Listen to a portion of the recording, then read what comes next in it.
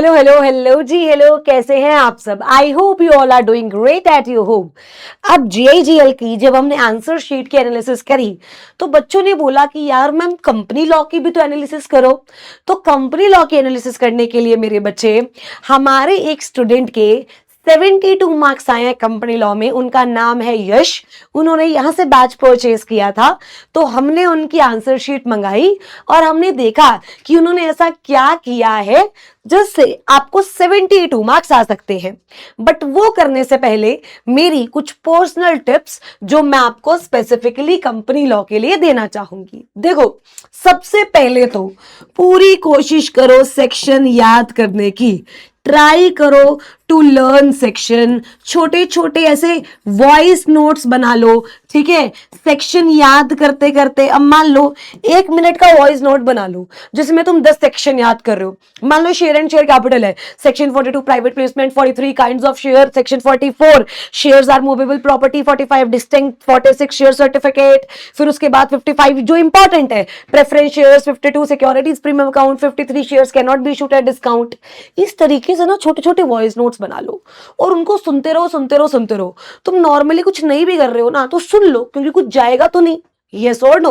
तो कोशिश करो सेक्शंस याद करने की, क्योंकि देखो सीएमएसएल हो या जेआईजीएल हो या कोई और लॉ का पेपर हो, उसमें सेक्शंस जो है एग्जामिनर उतने नहीं मांगता जितने कंपनी लॉ में मांगता है। तो सेक्शंस अगर आपको आते होंगे तो यही एक एज है जो आपको मिल जाएगी। ठीक है जी। दूसरा, सेक्शंस याद कर लिए। अब कोशिश करो कि जो क्वेश्चन की स्टार्टिंग है और जो क्वेश्चन की एंडिंग है, यानी जो कंक्लूजन है, वो दोनों अच्छे से लिख कर आओ। यस और no? Very clear and crisp. According to section this, as per section this states that, as per application attached with section this. Starting ऐसे करो। Conclusion में, to conclude it can be said that, however, therefore, due to above provisions, based on above facts, it can be said that। मतलब जो starting है ना रजे, और जो conclusion है वो एकदम एकदम एकदम क्लियर क्लियर क्लियर होनी चाहिए। एंड उसके बाद राइट टू द पॉइंट। देखो, घुमाना नहीं है। कंपनी लॉ का पेपर है, यस और नो? जितना पॉइंट टू पॉइंट लिख कर आओगे ना मेरे बच्चे, उतने आपको मार्क्स जो है वो मिलेंगे। और उसके बाद फोकस ऑन ड्राफ्टिंग। आपकी मेरे बच्चे ड्राफ्टिंग से बहुत ज्यादा मार्क्स फेच हो सकते हैं। ऐसा नहीं कि अभी ड्राफ्टिंग कर लो, हम एक मास्टर क्लास लेंगे ड्राफ्टिंग की, बस वो अटेंड कर लेना। Trust me on this. बच्चे, अगर आपने पेपर दिए हैं तो आप प्लीज कमेंट सेक्शन में भी बताना। जो हमने ड्राफ्टिंग की थी मेरे बच्चे, वो 20 मार्क्स की नार एग्जाम्स आई है। अगर उस 15 में से मान लो 4 क्वेश्चन आए ड्राफ्टिंग के, 5 आपको 3.5 में मिल जाते हैं तो 15 नंबर हो गए। यस और नो? आप समझो, 15 नंबर अगर आपको मिल गए, बार जितने भी नंबर हैं, 20 में से 13-14 नंबर आपको मिल गए, तो आपका एक मेजर चंक वहां हो जाता है। हो सकता है केस स्टडी आपको सॉल्व नहीं करनी आती हो, लेकिन यार ड्राफ्टिंग बहुत इजी होती है। तो जो हमारी ड्राफ्टिंग की मास्टर क्लास होगी उसमें जरूर जरूर जरूर से आना। और एक चीज यार देखो, जो मैं हमेशा बोलती हूँ, राइटिंग प्रैक्टिस। लिख कर देखो, खुद लिखो, देख कर लिखो। हम भी खैर सीरीज लाने वाले हैं। Just practice a lot. ये जितने भी लॉ के एग्जाम्स है ना, सारे के सारे यार, जितनी प्रैक्टिस होगी उतना बेटर आप परफॉर्म कर पाओगे और उतने बेटर आपको मार्क्स मिलेंगे। एंड ऑब्वियसली हम ये बोलते हैं, start with your best question. Yes और no? Start with your best question. अपने बेस्ट आंसर से स्टार्ट करो। अपने बिल्कुल जो आपको अच्छा जो आपको लगे कि मुझे आता ही आता है, just go with the flow, just go with that. ठीक है? तो ये कुछ टिप्स हैं जो मेरी साइड से हैं। आप अगर इनको फॉलो करते हो तो आपकी कंपनी लॉ में एग्जम्पशन एकदम एकदम आ जाएगी। तुमने देखो, कंसेप्चुअल क्लैरिटी मैंने इसमें इसलिए नहीं लिखा क्योंकि वो बहुत दूर जा चुकी है। अब मैं ये मानती हूं कि अगर आप जून में अपने एग्जाम्स दे रहे हो तो भाई कंसेप्चुअल क्लैरिटी तुम्हें है। बिना कंसेप्चुअल क्लैरिटी के तुम एग्जाम में नहीं बैठोगे। कंपनी लॉ को रटने से काम नहीं चलता, याद करने से काम नहीं चलता। आपको उसको रिवाइज करना पड़ता है, आपको समझना पड़ता है। हाँ, सेक्शंस हैं जो आपको याद करने पड़ते हैं, बाकी सब ठीक है, याद नहीं करना पड़ता। अब आगे, अब ये मेरे बच्चे, हमारे बच्चे का पेपर है। अगर मैं आपको पेपर दिखाऊं तो इनके शायद कुछ 56 मार्क्स बनते हैं और इनको बाकी 16 नंबर मिले हैं मॉडरेशन के। मतलब it's a huge thing, 16 marks moderation. अच्छा, शायद आपको राइटिंग क्लियर नहीं होगी, बट कोई दिक्कत नहीं है। अगर आप देखो तो इन्होंने लिखा कि मैं यहां पर 2A लिखने जा रहा हूं। चलो जी, ठीक है, और मैं 2A का फर्स्ट पार्ट यहां लिख रहा हूं। आप याद करो, सेम हमने जीआईजीएल में भी देखा था कि अगर मेरा ये सॉर्टेड है ना, तो कहीं ना कहीं इट इंप्लाइज कि हाँ, I am confident. I am what? Confident. अब यहां पर नंबर इतने नहीं मिले, बट जो उस तरीके से इन्होंने प्रेजेंट किया है वो बहुत अच्छा है। जैसे मैं हमेशा बोलती हूं कि कंपनी लॉ में पॉइंटर्स के लिए मत जाओ, छोटे छोटे पैराग्राफ्स के लिए जाओ। आप देखो इन्होंने जितना लिखा है उसके अकॉर्डिंग ही 2 नंबर दे दिए। यस और नो? 5 नंबर का ये सवाल था, अगर ये पूरा लिख कर आते इस प्रेजेंटेशन पे तो इनको 4 नंबर आराम से मिल जाते, क्योंकि ये इन्होंने आधा लिखा है और उसी पे एग्जामिनर ने 2 नंबर दे दिए। और आप देखो ये अंडरलाइन किया है, सेक्शन जो इन्होंने यहां पर लिखा है उस सेक्शन को अंडरलाइन किया है, जो लिमिट यहां लिखी है उस लिमिट को अंडरलाइन किया है। याद करो जेएजीएल में भी ऐसे ही था, ये सोनो अंडरलाइन किया हुआ था। तो क्या अंडरलाइन के नंबर मतलब मिल तो रहे हैं? अगर आप देखो अंडरलाइन के नंबर मिल रहे हैं, साफ साफ प्रेजेंट करके आओगे उसके नंबर मिल रहे हैं।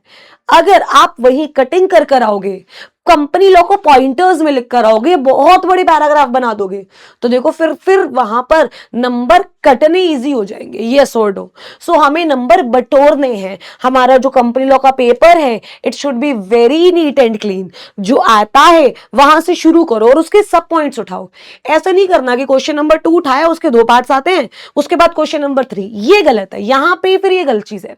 अगर आपने 2 उठाया है तो 2 लिख कर 2 की जगह छोड़ दो, बट ऐसे स्टार्ट मत करो। ठीक है, अगर आप देखो तो इन्होंने अंडरलाइन कर करके चीजें की हैं। ठीक है, पैराग्राफ्स, छोटे छोटे पैराग्राफ्स बनाए हैं, तो इनको एग्जामिनर ने भाई 2-2 नंबर तो दिए हैं। ठीक है, नंबर मिले हैं, यहां पर नंबर मिले हैं। उसके बाद अगर मैं आपको ड्राफ्टिंग दिखाऊं ना, तो आप देखना ड्राफ्टिंग में कितनी बढ़िया चीज हुई है। ये देखो, ये 4 ड्राफ्ट आए थे पेपर में। ठीक है, और इनको हर एक ड्राफ्ट में 3.5 नंबर मिले हैं। और अगर आप देखो तो ड्राफ्ट बहुत ज्यादा बड़ा भी नहीं लिखा। अगर आप ध्यान से देखो तो ये ड्राफ्ट लिखा है, मैं आपको दिखाती हूं। ये देखो, ये ड्राफ्ट है। ड्राफ्ट बहुत बड़ा नहीं लिखा कि भाई ड्राफ्ट में पेजेस ही भर दिए हो एकदम, फिर भी 3.5 नंबर पर ड्राफ्ट मिले हैं। मतलब क्या, आधे नंबर तो मेरे यहीं से फेच हो गए। ये सर, और अगर देखने में भी देखो तो दिखा हुआ भी अच्छा लग रहा है कि हाँ भाई सही लिखा होगा इंसान ने। यस और नो? तो ड्राफ्टिंग एक ऐसी चीज है जिसको आपको बिल्कुल भी इग्नोर नहीं करना। आप देखो इस क्वेश्चन की भी इन्होंने स्टार्टिंग करी है, एंड स्टार्टिंग करी अकॉर्डिंग टू सेक्शन 101। ठीक है, और फिर इन्होंने अंडरलाइन करा। अब जब आपने सेक्शन से स्टार्टिंग कर दी ना, तो आधा नंबर तो भाई तुमने एग्जामिनर का वैसे ही जीत लिया। मतलब आधा जो मन होता है ना, उसका जो एक इंप्रेशन होता है वो तुमने वही छोड़ दिया। तो ये प्लीज करके जाना, चाहे आपको टाइम लगे, बट जस्ट डू दैट। उसके बाद जहां से भी एलओडीआर का जिक्र आया, याद करो जब हम जर्नल मीटिंग्स करते थे, जब हम बोर्ड मीटिंग्स करते थे, तो हमने एलओडीआर पढ़ा था और मैंने आपको बोला था कि एलओडीआर एग्जाम में आएगा। तो देखो जहां एलओडीआर का जिक्र आया, ये वहां एलओडीआर लिख कर आया। अच्छा, एलओडीआर के रेगुलेशन याद नहीं है तो कोई दिक्कत नहीं है। ठीक है, सेक्शंस याद रखो, बट ये याद था कि एलओडीआर है तो इन्होंने एलओडीआर लिखा। अच्छा, एग्जामिनर ने देखा कि भाई ये जो प्रोविजन बच्चा लिख रहा है ये एलओडीआर की लिख रहा है, तो उसने नंबर दिए। ठीक है, नंबर ऐसे नहीं कटते। अब देखो इन्होंने जैसे यहां पर नहीं लिखा था तो कट कर दिया। और एक और बात, ये देखो यहां पर कटिंग है विच इज नॉट एडवाइजेबल। मैं दोबारा बोल रही हूं, तो मैं इसमें ये कुछ भी बताऊंगी जो एडवाइजेबल नहीं है। ऐसे मत करके आना please, this does not look good. और स्पेस भी मत छोड़कर आना कि भाई तुमने एक पूरी शीट ही ब्लैंक छोड़ दी, ये मत करना, ये यहां पर बच्चे की गलती है। उसके बाद एक और चीज बहुत क्या अच्छी है, एक शीट पे एक ही सवाल किया है, बस एक शीट पे एक ही सवाल। जहां डॉक्ट्राइन से सवाल आया वहां इन्होंने केस लॉ भी लिखा। याद करो मैं आपको बताती थी कि भाई साहब अगर डॉक्ट्राइन आ जाए तो केस लॉ लिखकर आना है। तो देखो यहां इन्होंने केस लॉ भी लिखा। यहां पर एक्सेप्शन थी कि नेग्लिजेंस और फॉर्जरी को एक्सप्लेन करो। इसमें भी इनको 3.5 नंबर मिले हुए हैं। अच्छा, 5 में से 3.5 मिलना इज अ गुड चॉइस। कि ऐसा मतलब है कि आपने कुछ किया है। अच्छा, अगर इसमें शायद थोड़ी सी और चीजें एडिशन हो जाता, नेग्लिजेंस को और थोड़ा सा एक्सप्लेन कर देते, फॉर्जरी को थोड़ा एक्सप्लेन कर देते, इंडोर मैनेजमेंट में एक आधी लाइन ऐड कर देते, यहां पे लिख देते कि the case law that is relevant to doctrine is royal British bank versus Turquand, तो वो ज्यादा नंबर मिलता है। अब इन्होंने यहां पर नॉर्मल लिख दिया रॉयल ब्रिटिश बैंक वर्सेस टर्कवैंड, ठीक है, तो यहां पर ये केस तो थोड़ा आधा अधूरा लिख रहा है, बट अगर ये लिख देते कि ये भाई केस लॉ है इसका, तो हो सकता है इनके 3.5 से 4 से 4.5 नंबर आ जाते। बट जहां ये खत्म हुआ, अगला इन्होंने यह स्टार्ट कर दिया।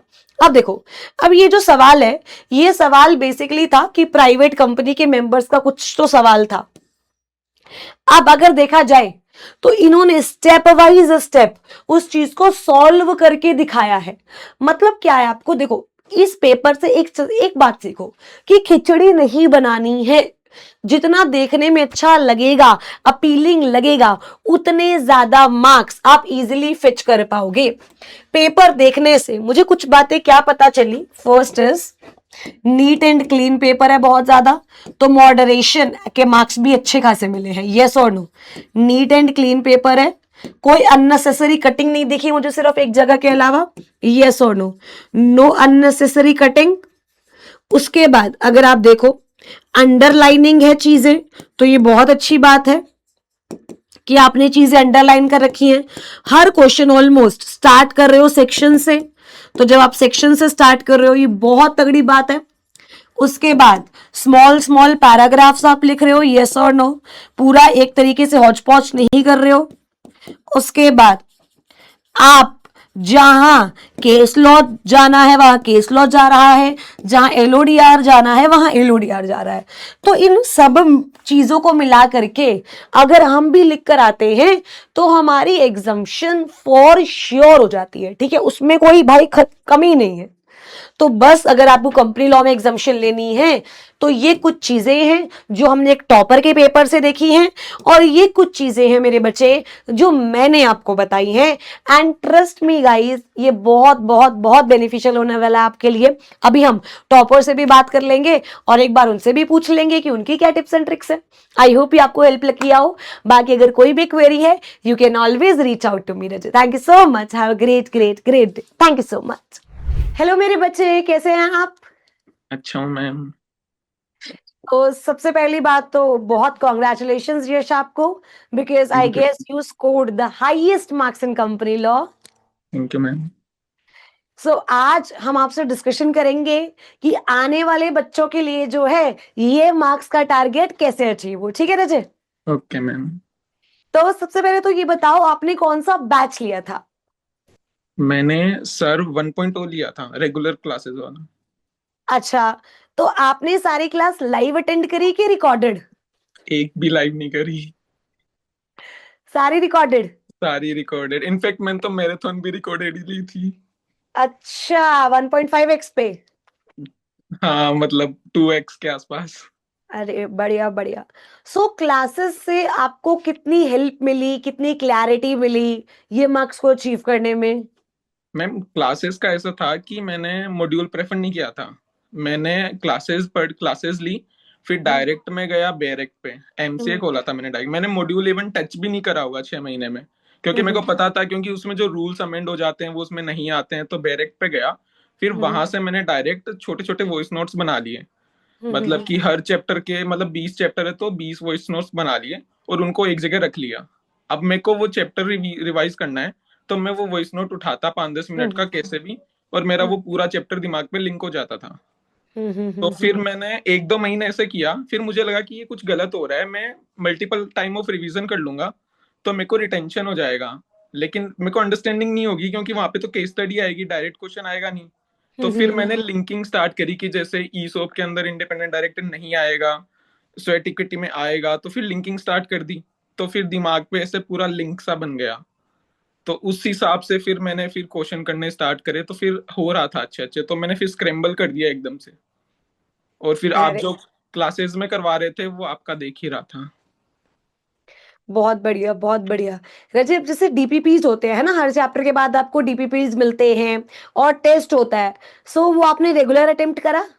मैम जो वो पूरी टेस्ट सीरीज हुई थी चैप्टर वाइज, वो मैंने नहीं की थी, क्योंकि मैंने देखा था कि अगर मैं 3 4 5 दिन सिर्फ 10 क्वेश्चन पे दूंगा, इससे अच्छा मैं 3 4 5 दिन में 3 4 PYQs कर लूंगा। तो वो हम्म। मेरे लिए ज्यादा बेनिफिशियल रहेगा। मेरे पास यही होगा कि मेरे पास चेकिंग करने वाला कोई नहीं होगा, तो मैं खुद ही 2 2 मार्क्स कम दे दूंगा, ताकि मुझे ऐसा लगे कि कम से कम आ रहे हैं। तो फिर वो अच्छा। मैंने पीवाईक्यूज पे ज्यादा जोर दिया, तो मैंने 5 6 साल के पीवाईक्यूज कर दिए थे।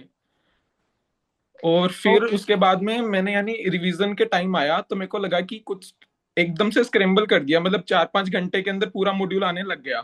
तो मैंने पेपर से पहले 8 10 बार मॉड्यूल पढ़ दिया था।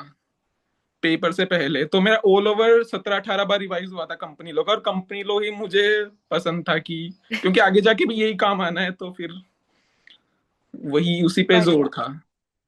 कंपनी लॉ से बच्चे डरते हैं, और तुमने बोला कंपनी लॉ पसंद है, तो मतलब ऐसा क्या है कंपनी लॉ में जो आपको एक्साइट करता है? What's about the subject? Ma'am इसका क्या है कि आप पहला चैप्टर पढ़ो चाहे 20 चैप्टर पढ़ो, लिंक करेगा। आपको कहीं ना कहीं पता चलेगा कि ये चैप्टर उस चैप्टर से, तो ये पूरी एक स्टोरी सी बन गई थी। और फिर ऐसे आप एमसीए पे जाकर के मैं खोलता था, क्या है मेरे मामू भी सीएस है, तो उन्होंने फिर कुछ कुछ बताया कि ड्राफ्टिंग अच्छा लगता है, तो मैंने ड्राफ्टिंग किया और मैं ड्राफ्टिंग में सबसे अच्छे मार्क्स भी आए थे। तो फिर ऐसे सब कुछ देखा, प्रैक्टिकली देखा, और कंपनी लॉ मेरे को शुरू से अच्छा था। इनफैक्ट कि जब रिजल्ट आया और जो मैं पेपर देख के आया, मैं डिसअपॉइंट था कि मैंने अटेम्प्ट भी 85 का ही करा। अगर मैं पूरा करता तो मेरा बेंचमार्क 80 था, तो कि 80 क्रॉस करना है। तो फिर दोस्तों ने बोला कि हाँ कर लेगा कर लेगा, फिर मेरे को नहीं हुआ था, 85 का ही हुआ था। तो यार शिट यार, 85 में तो 80 कैसे ही आएंगे। फिर वो आ गए, ठीक है। बट 85 में से you scored 72, that's really commendable. हाँ मतलब अभी भी खुश तो नहीं, 80 मार्क्स का टारगेट था, लेकिन लेकिन हुआ नहीं, तो मेरे को 5 मार्क्स का तो आता भी नहीं था। हाँ मतलब यार बहुत सही नंबर है, जितने का आप अटेम्प्ट करके आए हो ना, हम्म। कंपैरेटिवली वो बहुत सही है जो आपने अचीव किया है। वो मैंने ये ध्यान दिया था कि आप लिखते तो सब है, हम्म। अच्छा लिखो, लास्ट पेज तक सुंदर लिखो, मतलब एकदम खुला खुला लिखो, ताकि मॉडरेशन भी मिल ही जाए, क्योंकि सिर्फ मार्क्स से कुछ नहीं होगा। तो मैंने लास्ट पेज तक हर क्वेश्चन तो नए पेज से स्टार्ट किया ही, उसका पार्ट भी नए पेज से स्टार्ट किया, अंडरलाइनिंग करी। तो उसका शायद इम्पेक्ट पड़ा हो, तो थोड़ा बहुत मॉडरेशन, और इसे हाँ, मिल वहां मिला। से आपका काफी इम्पैक्ट पड़ा है। मैं इनफैक्ट आपका पेपर एनालाइज कर रही थी, मैंने सेम चीज बच्चे को बताई कि जिस तरीके से आपने वो नीट एंड क्लीन पेपर किया है ना, तो वो कहीं ना कहीं मॉडरेशन में उसका बहुत बेनिफिट हो जाता है।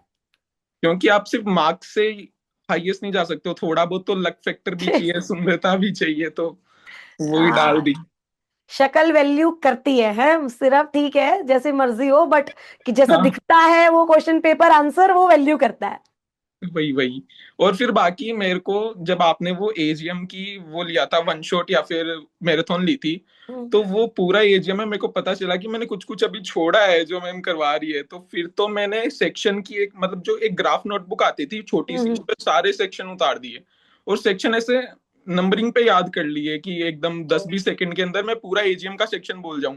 तो उस हिसाब से एकदम दिमाग पे एकदम ऐसे हो गया कि जैसे क्वेश्चन कुछ दिखेगा वो खुल जाएगा, वो वॉइस नोट दिमाग में ही चलने लगेगा, तो उस हिसाब से वो हो जाएगा। क्या बात है यार, बहुत बढ़िया। और जो बच्चे पेपर देने जा रहे हैं जून में, उनको हम्म। भी यार देखो, ये तो है कि 60+ आए, 70+ आए, तो क्या ऐसी चीजें हैं जो आप उन्हें गाइड कर सकते हो? मैम गाइड का ये है कि जो बोथ देते हैं उनके पास तो इतना टाइम होता नहीं है, बोथ मॉड्यूल देने वालों के पास, तो वो तो मॉड्यूल वैसे भी प्रेफर नहीं कर सकते हैं कि हम्म। आप 700 800 के बनाओ। इनफैक्ट वो अपने नोट्स भी प्रेफर नहीं कर सकते, क्योंकि वो भी मेरे हिसाब से यस। 200 300 पेजेस के होते हैं। तो आपको स्क्रैम्बल करना पड़ेगा, चाहे आप क्रक्स नोट्स बनाओ या फिर वॉइस हम्म। नोट्स। खुद की आवाज सुनने में जो सेटिस्फेक्शन है वो तो किसी में भी नहीं है। तो हम्म। आप मतलब जीता जाओ। और दूसरी बात है कि आप सिर्फ पढ़ते मत जाओ, आपको लिंक करना आना चाहिए, क्योंकि डायरेक्ट क्वेश्चन तो आता नहीं है। आपको हम्म। सोल्व करनी पड़ती है, तो आपको पता होना चाहिए कि इसके अंदर और कुछ भी ऐड हो सकता है, 2 3 सेक्शन भी मिक्स आ सकते हैं, कुछ कुछ क्वेश्चन में हम्म। 2 3 चीजें पूछी गई थी। तो आपको लिंकिंग करनी आनी चाहिए। और कंपनी लो में तो सेक्शन से याद होना मस्ट ही है, कि सेक्शन डालोगे तो ही इम्पेक्ट पड़ेगा, वरना दो हम्म। मार्क्स तो वो खुद ही कम कर देता है सेक्शन नहीं होने पे। फिर आप सही गलत लिखोगे फिर और कम हो जाते हैं, तो उस हम्म। फिर हट जाता है। तो वही है कि आप लिंकिंग करते चलो, और या मतलब स्क्रैम्बल करते चलो। आप पूरा नहीं पढ़ हम्म। पाओगे 700 800 1000 1000 पेज की, आप कितना पढ़ लोगे। हम्म। तो उस हिसाब से बस, और बाकी कुछ एक्स्ट्रा ऑर्डिनरी तो नहीं किया था, ड्राफ्टिंग करी थी, और वो पूरा एक क्वेश्चन आ गया। आ गया, एग्जैक्टली exactly. तो यार ये बहुत बढ़िया बात है, बहुत अच्छी बात है। एंड आपसे मिलकर, आपसे बात कर कर बहुत अच्छा लगा। आई होप आप अपनी लाइफ में बहुत बहुत सक्सेसफुल हो, और आपको देखकर जो हमारी आगे आने वाले बच्चे हैं जून अटेम्प्ट वाले, वो भी इस बेंचमार्क को कंप्लीट करें. So thank you so much Yash for giving out your time. Thank you so much Rajay. Thank you ma'am.